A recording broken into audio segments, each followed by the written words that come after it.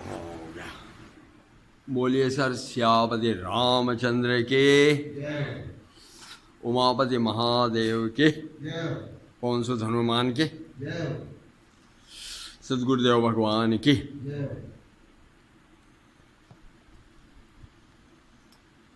Okay.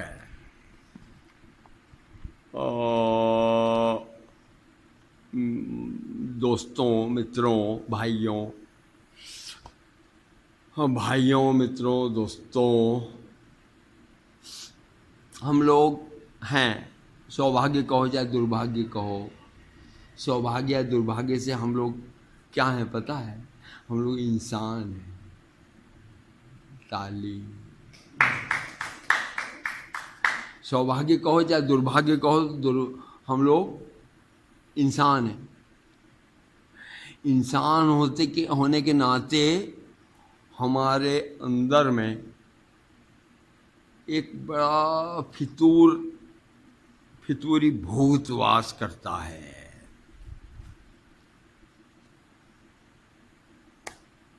उसका नाम है मन। उसका नाम है मन। वो हमारे में निवास करता है और वो मन इतना प्रबल और हावी है कि हम इंसान में इंसान तो गए कूड़ेदान में। बचा रहता है कौन? मन ही मन। बचा है कंप्लीट मन ही मन।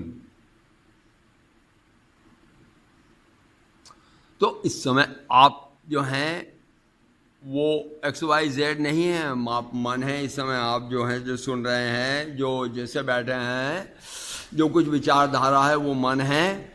आप इस समय जो भी कुछ हैं वो मन है, और आप भी इस समय जो भी कुछ हैं मन है, और हम सब लोग इस समय जो कुछ मन है। अब आप कौन कौन हाथ उठा के कह सकता है कि मैं सही हूँ? मतलब हाथ उठा के कहे कि हाँ मैं सही हूँ। जितने लोग बैठे हैं, इतने लोगों में से कौन हाथ उठा के कह सकता है कि मैं सही हूँ? तो मुझे नहीं लगता कि आप लोग तो छोड़ो, मैं ही हाथ उठा के बोल पाऊँ कि मैं सही हूँ। तो दूसरे शब्दों में आप क्या कहना चाहते हो कि मेरा मन सही नहीं है। यही तो, आपका मन जो है सही नहीं है। यही तो। अब भाई साहब, अब चक्कर तो ये है कि मन आपका सही हो चाहे न हो,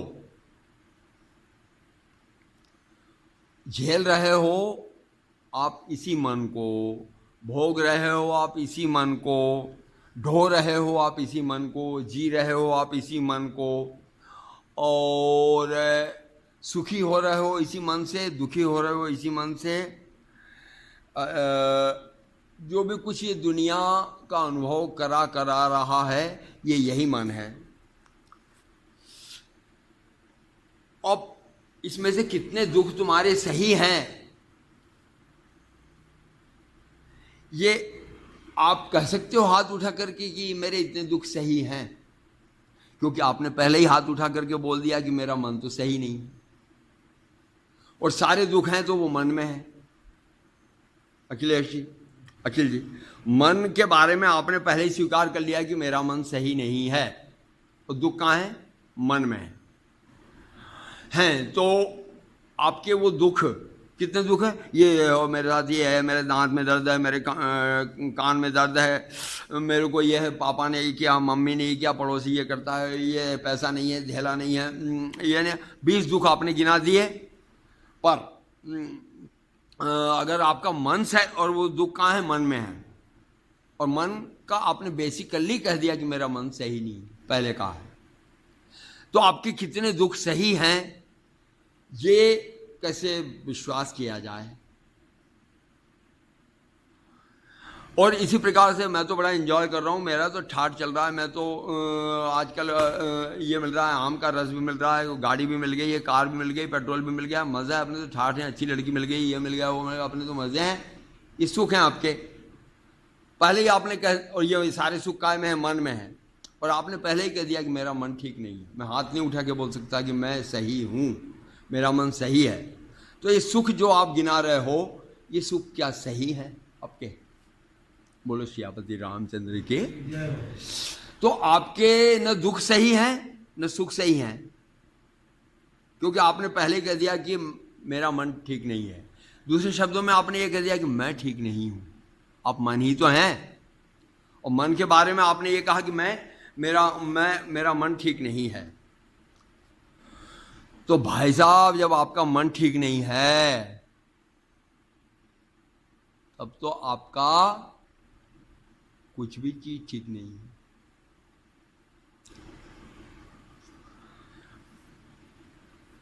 अगर आपका मन ही ठीक नहीं है, तो आप जो मेरे को दुश्मन करके मान रहे हो सकता है वो, चूंकि खराब मन है, मन ठीक नहीं है, तो हो सकता है कि मैं दुश्मन हूं चाहे न हूं।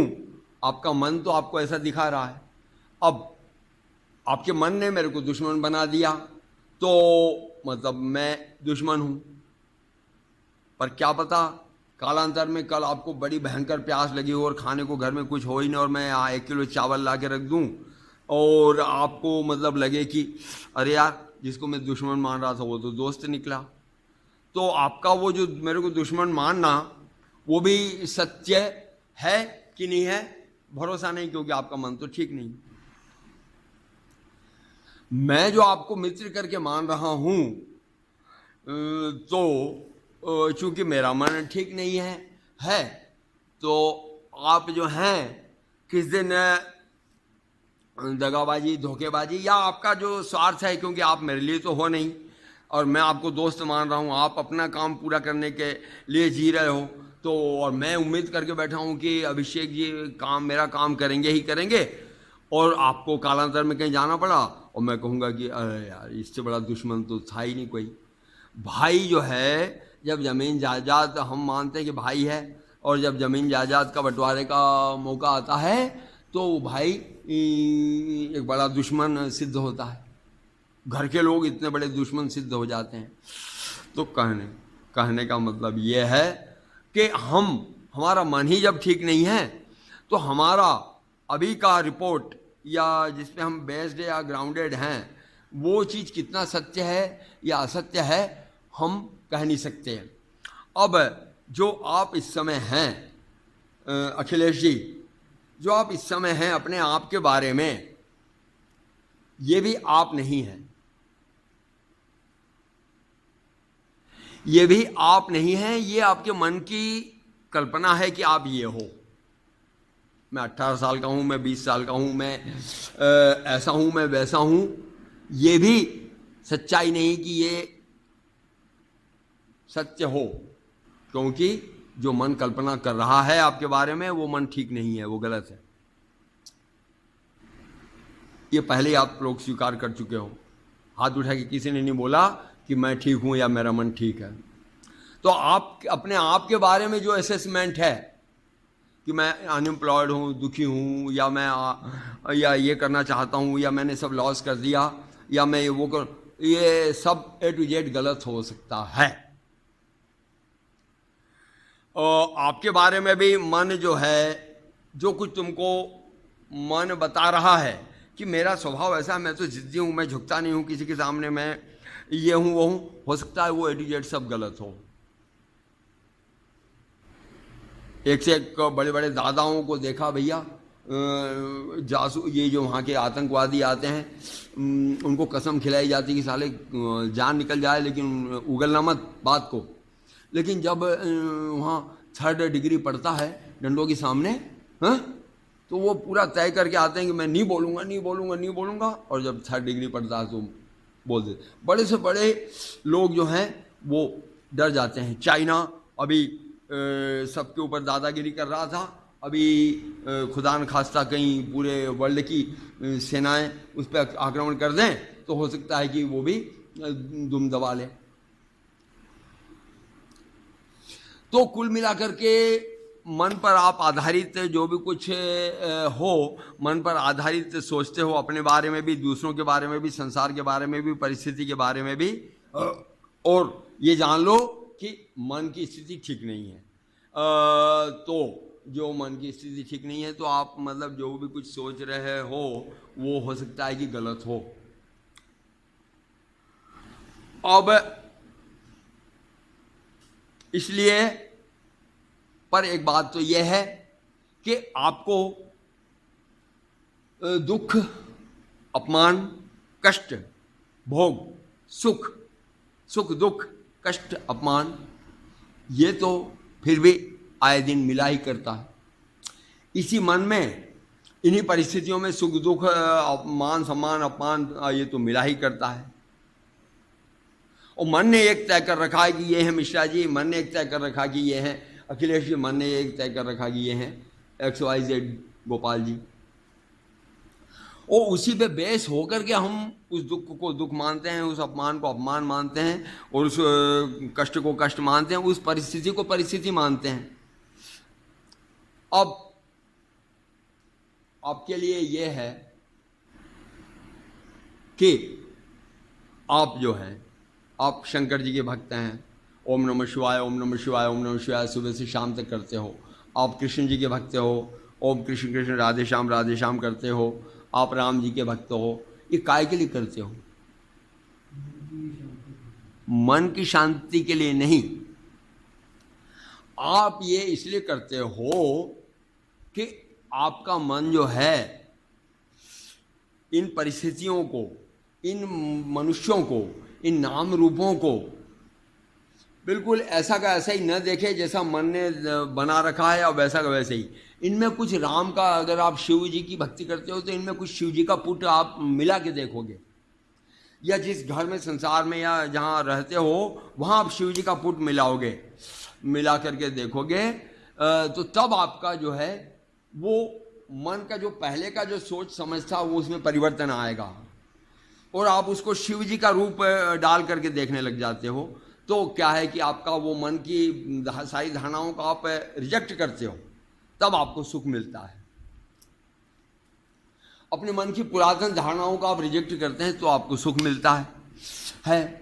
तो बात यह है कि हम लोग फिर भी इतना जो कष्ट मिलता है और अपमान होता है, तो फिर हम कहाँ जाएं?